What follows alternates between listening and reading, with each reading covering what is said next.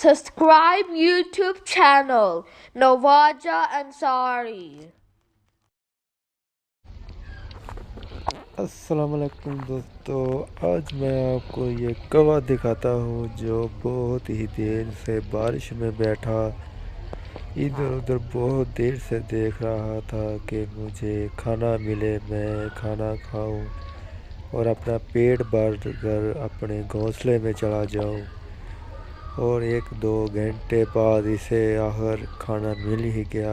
बारिश में ये नहाता रहा। आप खुद देख लें कि इसके पंखों पर बारिश के कतरे डिग रहे हैं और ये बारिश में ही खाना खा रहा है। आपको वीडियो अगर अच्छी लगे तो लाइक और सब्सक्राइब नवाजा अंसारी को आपने लाजमी करना है। और मैं आपके लिए बहुत अच्छे जानवर दिखाऊंगा, गांव में जो जानवर हैं वो भी दिखाऊंगा। ये आप मुकम्मल वीडियो देखें कैसे कौवा खाना खा रहा है।